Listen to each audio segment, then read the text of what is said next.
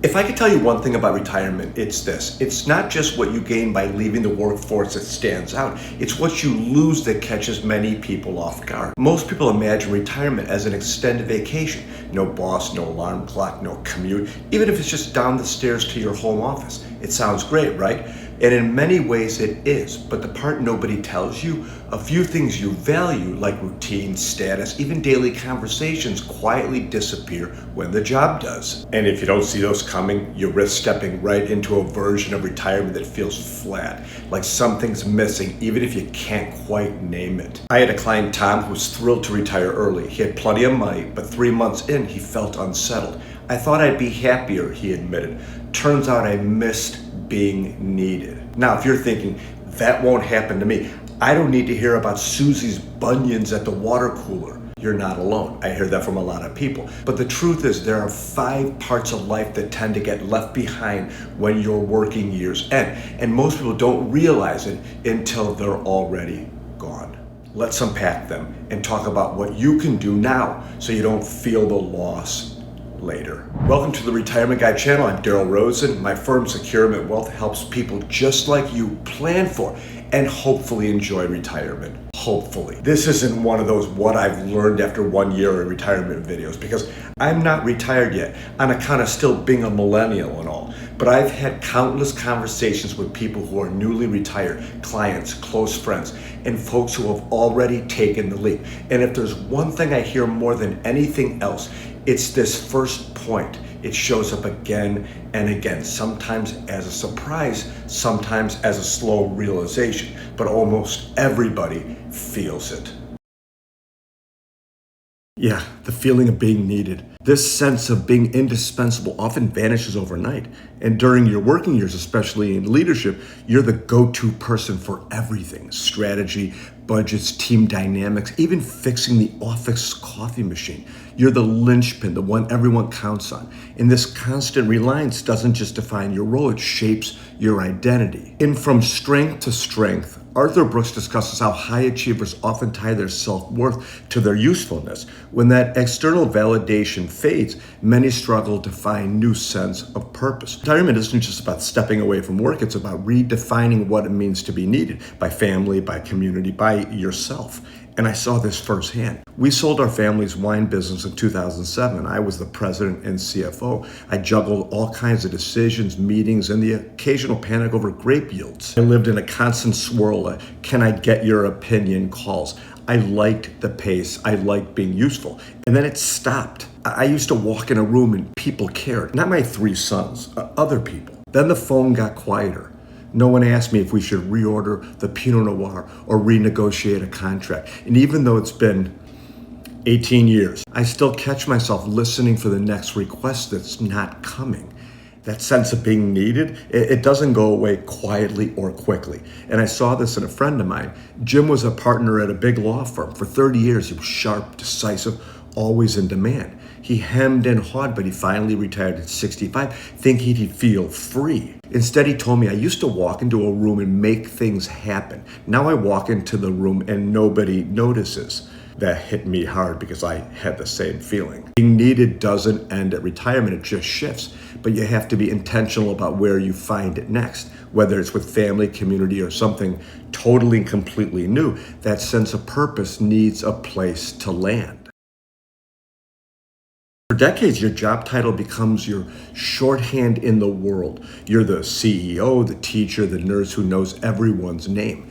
It's not just what you do, it's who you are. And it seeps into everything. How people treat you, how you feel about yourself, and even what you wear or how you spend your time. But once retirement hits, that title quietly vanishes. You're no longer introduced as the person who runs things. You're just Steve or Linda or Daryl. And unless you've already thought about who you are without the job, that shift can feel disorienting. The Gerontologist published a study that found retirees often experience a significant identity disruption shortly after leaving the workforce. The researchers call it a role loss, and they found it wasn't just emotional, but it was physical as well. People reported lower energy, less motivation, and a strange sense of invisibility. The study emphasized that the loss of professional identity can mimic the emotional weight of grief. The study also found that identity loss tends to peak in the first 6 to 12 months of retirement, a kind of psychological limbo. You're no longer in your old role, but you haven't yet built a new one. Those who struggled most weren't lacking money, they were lacking purpose. And the retirees who thrived were the ones who had already started shaping a new identity through whether they volunteer or hobbies or part-time roles in the community.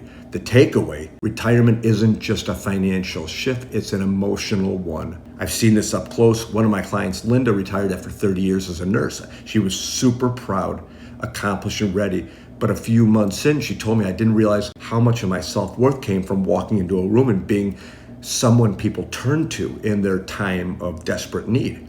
Now she walks into the same room every day and the spotlight's gone. And it's not about ego, it's about meaning. Because retirement asks a powerful question. Who are you when no one's asking you to do something? The good news, you get to answer that however you want, but the sooner you start exploring that answer, the smoother the transition will be. Every day started to feel like a weekend, and not in a good way. That's how one client described his first few months of retirement. At first, it felt like freedom, no packed calendar, but soon the novelty wore off. The days lost their shape. What day is it became less of a joke and more of a real question. When you're working, your life has a built-in rhythm. There are meetings, there's deadlines, even the occasional fire drill. You don't have to think about how to spend Tuesday because it's already spoken for. But once that structure disappears, it's easy to feel like you're just floating. Here's another personal example, though it's not specifically about retirement. A month ago, I had a full knee replacement. Here's a picture, lots of titanium. And prior to the surgery, I would work out every morning non-fail. Now that I can start slowly ramping up a bit, I'm having trouble getting started because my routine was broken. Harvard Business Review article titled Retiring Retirement dug into this exact issue. It found that retirees without a consistent routine often report reduced well-being, anxiety, and even a sense of identity loss. The reason why is because the brain craves purpose and pattern. When it doesn't get those things, cognitive and emotional health can suffer. You can start to lose motivation, mental fog increases, and over time, that sense of excitement you pictured for retirement can turn into a vague feeling of being, well, off, without knowing exactly why. That doesn't mean every minute needs to be scheduled, but simple anchors like morning walks or weekly lunches, volunteer work can turn that aimless stretch of time into something that actually feels like a life again. We don't always realize how much social interaction comes built into our jobs. The hallway nods, the team lunches, the random, did you see the game last night moments. They may seem small, but over time, they add up to something big, a sense of belonging to a group. When work ends, that quiet rhythm of connection disappears, and fast. One of my clients, Alan, retired after 35 years in sales. He was used to dozens of phone calls, client visits, and water cooler chats every single day. 2 months into retirement, he told me, I thought I'd love the silence. I thought I'd appreciate it, but now I'd give anything for someone to ask me how my weekend was. Retirement doesn't just shrink your calendar, it can shrink your world. And loneliness isn't just unpleasant, it's dangerous. The 2023 U.S. Surgeon General's report on social connection declared loneliness actually a public health crisis in America. According to the report, lacking social connection can increase the risk of premature death as much as smoking 15 cigarettes a day. It's also linked to a 29% increase in heart disease, a big increase in stroke, and a significantly higher risk of cognitive decline and depression. And yet, unlike smoking or high blood pressure, most people don't see loneliness as a health issue. But in retirement, when that steady stream of human interaction on a daily basis suddenly dries up, the impact can hit hard. So how do you build intentional connection? Well, it starts small. You could start by auditing your week, asking yourself, who do I regularly interact with and who do I want to see more? You could try to rekindle old connections. You could call the friend you used to grab lunch with once a month. You could text the coworker you actually liked. Most people are craving the same thing you are. You could join something, a book club, a fitness class, a volunteer team. Any group that meets consistently gives you a reason to show up and be seen. Lastly, you could schedule connection like it matters, because it does. Even 1 or 2 planned touch points a week can make a real difference in your energy and mood. Retirement offers more time, but it doesn't automatically offer more connection. You have to create that part. And when you do, it's often the thing that makes every other part of retirement feel more well, vibrant, more meaningful, and more like you. The fifth thing that people lose when they leave the workforce is a reason to improve. When you're working, growth is baked into the job. You're always learning something, whether it's a new system or you're adapting to changes in your industry or just kind of figuring how to manage a team that now communicates exclusively in emojis. That's pressure, sure.